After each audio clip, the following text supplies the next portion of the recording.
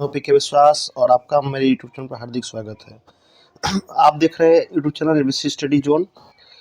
आज मैं आपको बताने जा रहा हूँ क्लास 11th का जो है क्लास 11th का जो थर्ड लेसन है केमिस्ट्री में। थर्ड लेसन जो केमिस्ट्री में आपका क्लास 11th में है, आवर्त सारणी, तत्वों का वर्गीकरण तथा गुणधर्मों में आवृतता, यानी classification of elements and periodicity in properties.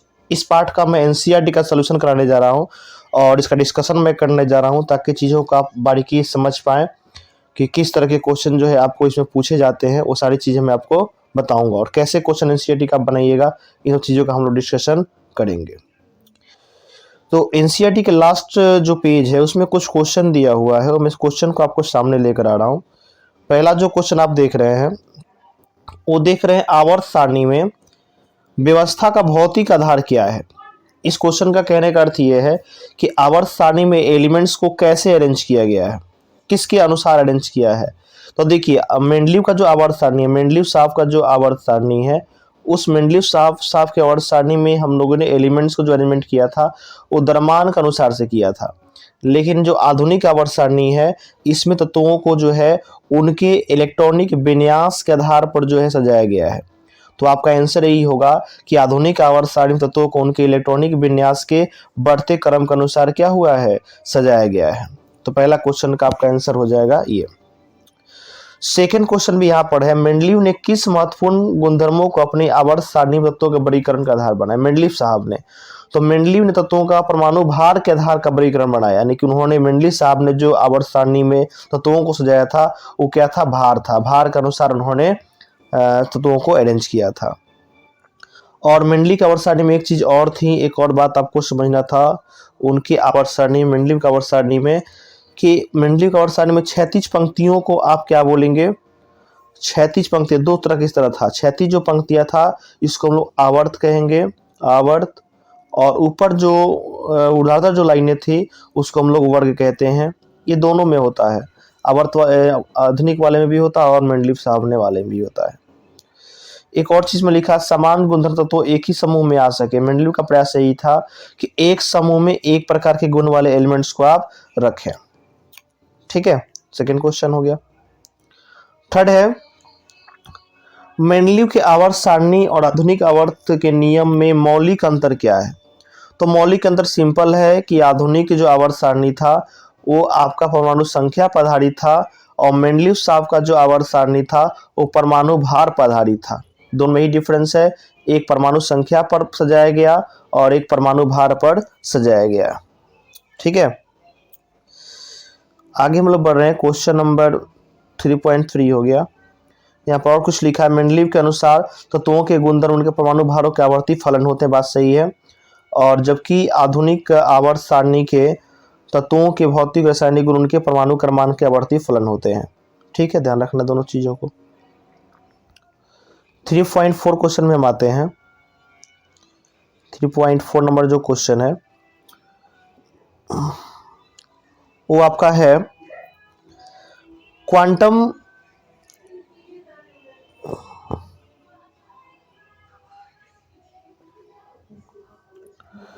इसमें जो है आपका वो है,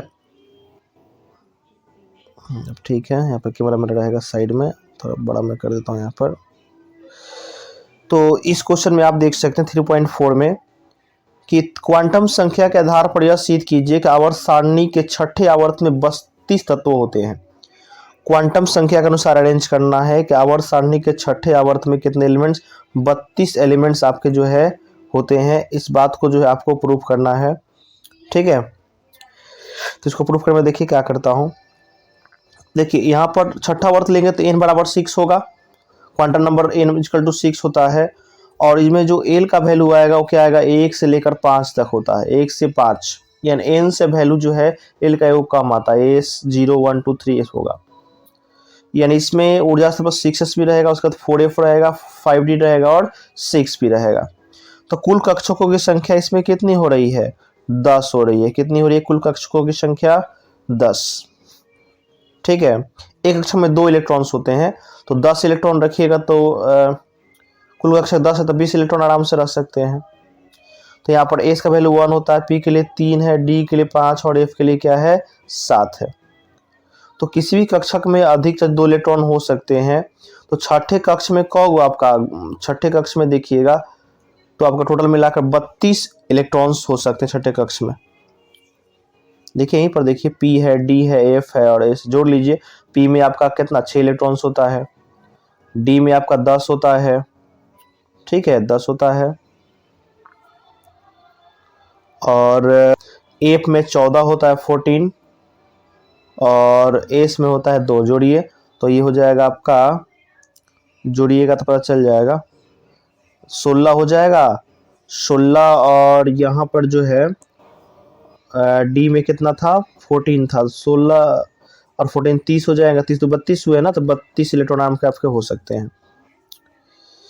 5 नंबर जो क्वेश्चन है वो है आवर्त और वर्ग के पदों में बताइए जेड बराबर 14 अगर किसी एलिमेंट का परमाणु संख्या 14 है उसको कहाँ पर आप रखिएगा। तो 14 वाला का विन्यास आप लिख दीजिए। 14 का लिखिएगा 2 8 4 ही ना लिखिएगा।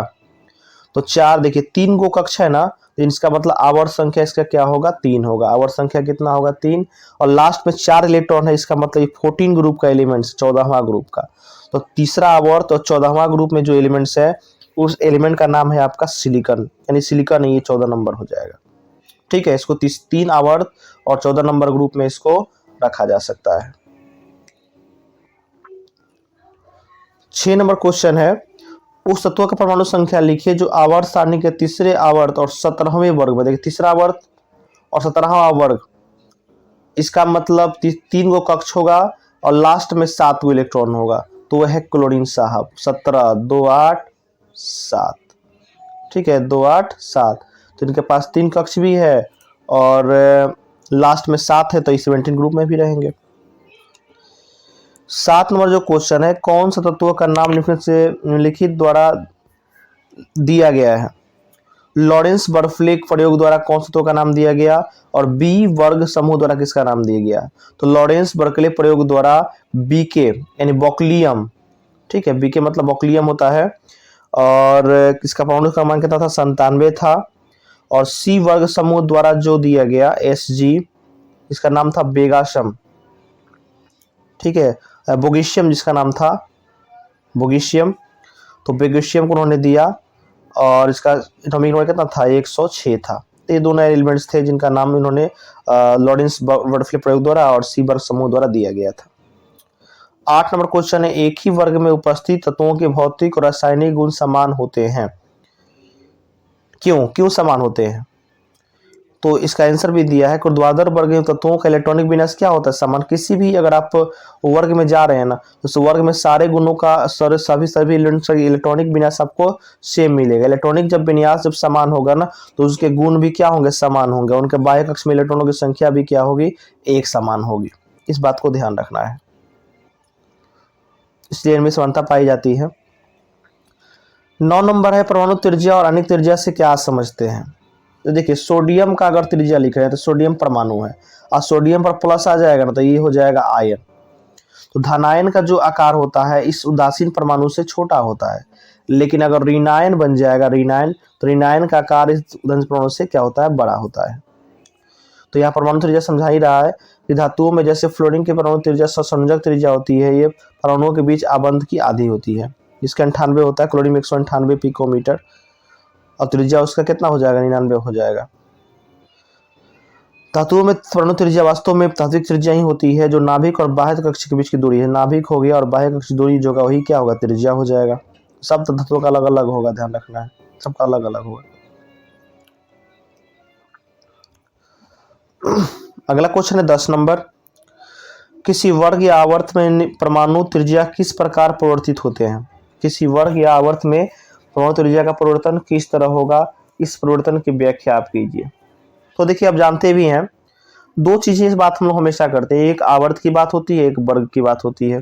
वर्ग तो आवर्त में अगर लेफ्ट से आप राइट जाएंगे, लेफ्ट से राइट जाएंगे तो नाभिकीय आवेश में वृद्धि होती है ना, नाभिकीय आवेश में क्या होगी वृद्धि होगी, जिस कारण से न्यूक्लियस और बाहरी कक्ष के बीच का अट्रैक्शन फोर्स बढ़ता है, इस कारण से आकार इनकी छोटी हो जाती है। तो वही लिखा आवर्त 22 दाए जाने पर परमाणु त्रिज्या घटती है क्योंकि बाह्यतम कक्ष इलेक्ट्रॉनों की संख्या समान रूप से बढ़ने का नाभिकीय आवेश क्या हो जाता है, बढ़ जाता है।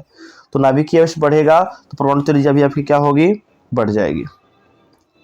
और वर्ग ऊपर से नीचे आएगा तो परमाणु आकार आपका बढ़ेगा, क्योंकि कक्षों की संख्या क्या हो जाती है, बढ़ जाती है। तो परमाणु आकार भी आपका क्या हो जाएगा, आपका बढ़ जाएगा, ध्यान रखना है। ये दिया है यहाँ पर, सही आप देख सकते हैं चीजों को। 11 नंबर क्वेश्चन है, सम इलेक्ट्रॉनिक स्पेसीज से आप क्या समझते हैं, आइसो इलेक्ट्रॉनिक स्पेसीज से आप क्या समझते हैं। और एक ऐसी स्पेसीज का नाम बताइए निम्नलिखित परमाणुओं के आयनों के साथ सम इलेक्ट्रॉनिक होगी। तो सम इलेक्ट्रॉनिक मतलब ऐसे जिसमें इलेक्ट्रॉनों की संख्या समान हो। अब मैं यहाँ देखता हूँ, यहाँ पर लिखा है समान होती है, ठीक है, कोई दिक्कत नहीं है। अब जैसे O पर 2 माइनस है तो 10 इलेक्ट्रॉन हो गए। एफ में भी कितना होगा, एफ में 9 इलेक्ट्रॉन होगा। O पर 2 माइनस पर 10 इलेक्ट्रॉन होगा, सोडियम पर 10 पर 10 होगा, ठीक है। यहाँ पर वो माइनस देना भूल गया, माइनस यहाँ पर देगा ना, माइनस 10 इसके पास भी हो जाएगा, ठीक है, माइनस यहाँ दिखा हुआ है। तो एफ माइनस में कौन इलेक्ट्रॉन्स होगा, एफ के कारण 9 होगा, माइनस लगा 10 इलेक्ट्रॉन है, ठीक है। आर्गन के पास 18 इलेक्ट्रॉन है और Mg2 प्लस के पास भी 10 से 10 12 था तो दो घट गया है। और Rb के पास कितना इलेक्ट्रॉन हो जाएगा, 36 19 36 36 इलेक्ट्रॉन के आसपास इसके पास हो जाएगा।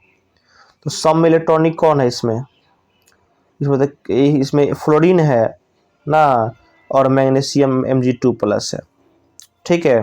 तो दो से मिल रहा है फ्लोरीन आयन और O2 क्या नाम है, Mg2 प्लस, ये दोनों जो है आपके सम इलेक्ट्रॉनिक है। 12 नंबर क्वेश्चन है, निम्नलिखित इससे विचार कीजिए। n पर 3 माइनस दिया है, देखिए n पर 3 माइनस, इसका मतलब क्या है, n पर 3 माइनस का मतलब हो गया क गो चार्ज होगा। n पर ऐसे भी जनरली आपका 7 गो होता है, 3 गो माइनस आ गया तो कितना हो जाएगा, 10 गो हो जाएगा, ठीक है। O पर 2 माइनस में भी कितना है, 10 गो, और A पर माइनस पर भी कितना होगा, 10 गो, Na प्लस पर भी कितना होगा, 10 गो, Mg2 प्लस पर भी कितना होगा, 10 गो, और L3 प्लस भी कितना, 10। सबके पास 10 से इलेक्ट्रॉन है, तो कारण इनमें क्या समानता है। और सेकंड क्वेश्चन है, इन्हें आयनिक त्रिज्या के बढ़ते क्रम में व्यवस्थित कीजिए। तो देखिए n पर 3 माइनस, O पर 2 माइनस, जितना भी इसमें दिया सब क्या है, सम इलेक्ट्रॉनिक है, सम इलेक्ट्रॉनों की संख्या क्या है, समान है। और n पर 3 माइनस, O पर 2 माइनस से माइनस, n प्लस सब क्या है, आयन का स्तर अगर देखा जाए तो प्लस वाला साइज से छोटा होता है, फिर सोडियम का भी फ्लोरीन का ऐसे ही साइज आपका बढ़ते चला जाएगा। 13 नंबर है, धनायन अपने जनक परमाणुओं के से छोटे होते हैं क्यों, और ऋणायन त्रिज्या उनके जनक परमाणुओं से बड़े होते हैं क्यों, इसकी व्याख्या कीजिए। तो देखिए मैंने बताया था, सोडियम आप लीजिएगा ना, तो सोडियम के एटॉमिक नंबर क्या होता है, 11, तो आप लिखते हैं 2 8 और 1। आई जब सोडियम आयन बना दीजिएगा, Na प्लस डाल दीजिएगा, Na प्लस, तो जानते हैं 2 8 हो जाएगा। तो देखिए डायरेक्टली एक कक्ष की कमी हो जा रही है, कक्ष की कमी के कारण जो धनायन होता है ना, अपने उदासीन परमाणु जनक परमाणु से क्या होता है, छोटा हो जाता है, क्योंकि कक्षों की संख्या इसमें क्या हो जाती है, कम हो जाती है। तो धनायन के केस में ऐसा है, क्योंकि यहाँ पर लिखा है इलेक्ट्रॉन कम होते हैं, जबकि नाभिकीय वही रहता है, जिस कारण से छोटा आकार हो जाता है। लेकिन निगेटिव अगर आयन लीजिएगा, निगेटिव के बाद जैसे क्लोरीन देखिए, जैसे Cl है तो 17 लिखना होगा ना, 2 8 और 7 लिखेंगे 17। अब वहीं Cl अगर माइनस जो आ रहा है, Cl माइनस बन रहा है, तो क्या लिखेंगे, 2 8 और 8 हो जाएगा। तो ये इलेक्ट्रॉन जब गेन करेगा ना, तो इसका साइज थोड़ा सा बढ़ जाता है। होता क्या है कि देखिए थर्ड ऑर्बिट में इलेक्ट्रॉन रखना है, तो थर्ड में 7 गो ऑलरेडी है, एक अगर बाहर ले लेगा, 3 4 5 6 7 है, एक बाहर से ले भी लिया ना, तो इस इलेक्ट्रॉन के आपस में क्या होता है, रिपल्सन फोर्स लगता है, विकर्षण का बल लगता है, जिस कारण से थोड़ा सा आकार क्या होता है, बढ़ जाता है। तो ऋणायन का आकार उसके जनक परमाणु से बड़ा होता है, धनायन का आकार जनक परमाणु से छोटा होता है। तो यहाँ पर रीजन दिया हुआ है। 14 नंबर क्वेश्चन आप देख रहे हैं, आयन एंथैल्पी और इलेक्ट्रॉन एनर्जी को प्रभावित करने विलगित परमाणु गैसीय परमाणु तथा अवस्था में पदों की सार्थकता क्या है। आयनेशन एंथैल्पी का मतलब होता है ना, किसी परमाणु से इलेक्ट्रॉन अगर निकालना है ना, और इलेक्ट्रॉन निकाल जितना एनर्जी आपको खपत करना पड़ेगा निकालने के लिए, वही आयनन ऊर्जा होता है। और इलेक्ट्रॉन गेन एंथैल्पी होता है कि जब कोई परमाणु इलेक्ट्रॉन ग्रहण करता है तो कुछ ऊर्जा का क्या करता है, उत्सर्जन करता है, उससे ही हम लोग क्या बोलते हैं, इलेक्ट्रॉन गेन एंथैल्पी बोलते हैं। यहाँ लिखा हुआ भी वो चीज़ें हैं कि आयनन एंथैल्पी ऊर्जा आवश्यकता जो किसी विलगित गैसीय परमाणु से इलेक्ट्रॉन को बाहर निकालने में चाहिए, और इलेक्ट्रॉन लब्धि ऊर्जा वो जो प्रतीत है जो इलेक्ट्रॉन के विलगित परमाणु जुड़ने के कारण होता है, यानी जुड़ेगा तभी इलेक्ट्रॉन का क्या होगा, उसमें उत्सर्जन हो जाएगा। आ जाते हैं 15 नंबर क्वेश्चन, ज़्यादा बड़ा हो गया। हाइड्रोजन परमाणु में आध अवस्था में इलेक्ट्रॉनों की ऊर्जा इतनी है। परमाणुविक हाइड्रोजन का आयनिक एंथैल्पी जूल प्रति मोल के पदों में ज्ञात कीजिए। तो देखिए इलेक्ट्रॉन की ऊर्जा इतनी दी हुई है ना, और इलेक्ट्रॉन मुक्त करने की आवश्यकता कितना पड़ेगा, प्लस में दीजिएगा तब ना खत्म होगा। तो इलेक्ट्रॉन की कुल ऊर्जा क्या आ जाएगी, उसका अपोजिट साइन कर देंगे, प्लस में हो जाएगा। और 1 मोल का निकलना हो तो 1 मोल से क्या करेंगे, गुना कर देंगे तो निकल जाएगा। ठीक है, 1 मोल का पूछ रहा है इसमें, जूल प्रति मोल यानी 1 मोल का पूछ रहा है तो गुना करना पड़ेगा आपको। 16 नंबर है, आवर्त सारी तत्वों में वास्तविक आयरन एंथैल्पी का क्रम इस प्रकार है। जैसे यहाँ पर दिया एंथैल्पी का, लिथियम सबसे कम आयरन एंथैल्पी है, उससे ज्यादा बोरॉन का है, फिर बेरिलियम का है, कार्बन, ऑक्सीजन, नाइट्रोजन, फ्लोरीन और नियॉन का दिया हुआ है। तो देखिए एक चीज में समझ मिलाइए, आयरन जो एंथैल्पी होता है वो इलेक्ट्रॉन निकालने के लिए दिया गया ऊर्जा होता है। तो मेरे कहने का मतलब ये है कि देखिए लिथियम एक धातु है, और धातु इलेक्ट्रॉन का क्या करते हैं, त्याग करते हैं। तो इनको व्यवहार से ज़्यादा एनर्जी देने की आवश्यकता इनको है नहीं, ऑटोमेटिक क्या करेंगे, ये ऑटोमेटिक अपना वो त्याग कर देंगे। उससे अधिक बोरॉन का है, बेरिलियम का, सबसे जो है नियॉन की समस्या, नियॉन अक्रिय है, इलेक्ट्रॉन त्यागना नहीं चाहता है, तो आपको बाहर से ज़्यादा एनर्जी देना पड़ेगा तब वो त्याग करेगा। तो क्वेश्चन है बेरिलियम की जो एंथैल्पी है बोरॉन से अधिक है, क्यों? तो बेरिलियम का विन्यास देखिएगा तो 1:2:2 जो अस्थायी विन्यास है, और बेरिलियम में आपका p है। तो बेरिलियम से इलेक्ट्रॉन का कक्षक एस कक्षक से हटाया जाता है बेरिलियम में, जबकि बोरॉन में p कक्षक से एक कक्षक इलेक्ट्रॉन मुक्त करना कठिन होता है।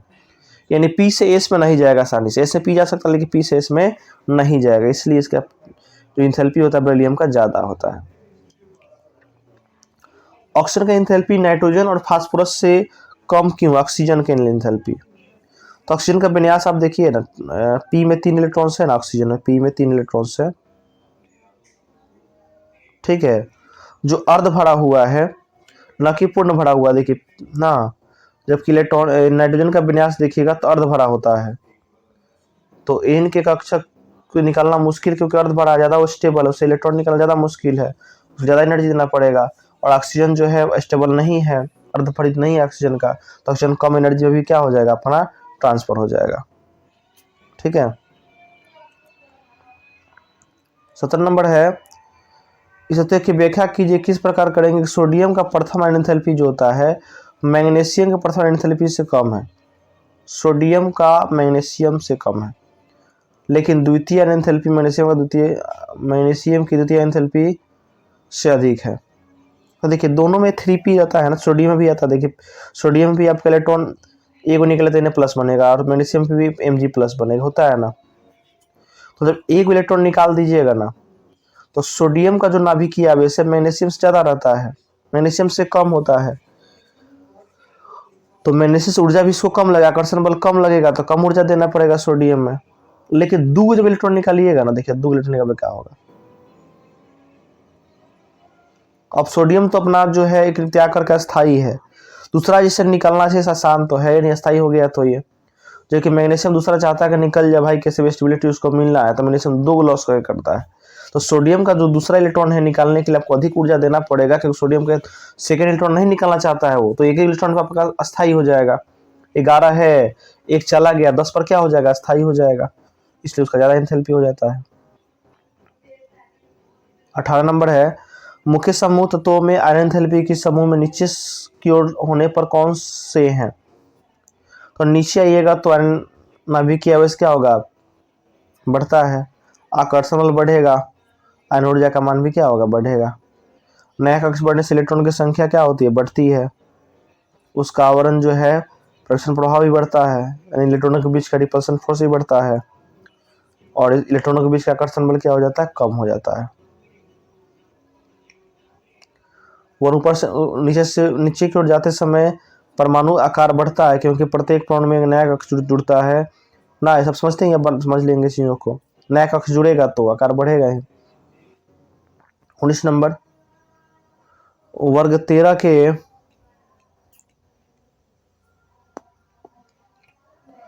नीचे चलते समय बोरॉन से Ag तक परमाणु ऊर्जा बढ़ता है, क्योंकि परमाणु का आकार क्या होता है, बढ़ता है। परमाणु आकार बढ़ेगा, ऊपर से नीचे जाइएगा तो इंथैल्पी आपकी क्या होगी, घटेगी। कम ऊर्जा में इलेक्ट्रॉन क्या करेगा, वो त्याग कर देगा।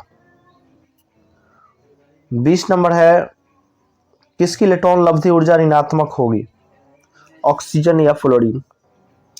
तो फ्लोरीन का ज्यादा निगेटिव होगा, और फ्लोरीन की तुलना में क्लोरीन का ज्यादा होगा। फ्लोरीन का आकार बड़ा है इसलिए ऐसा होता है, फ्लोरीन का आकार छोटा है। तो इस वीडियो में हम 20 क्वेश्चन देखेंगे, फिर आगे वीडियो में 20 से मैं आगे बनाऊंगा। 20 क्वेश्चन एनसीईआरटी का आपने देखा। अगर कोई समस्या तो कमेंट कीजिए, चैनल को लाइक कीजिए, सब्सक्राइब कीजिए और शेयर कीजिए। अगले वीडियो में 21 से बनाऊंगा। तब तक के लिए आपका धन्यवाद।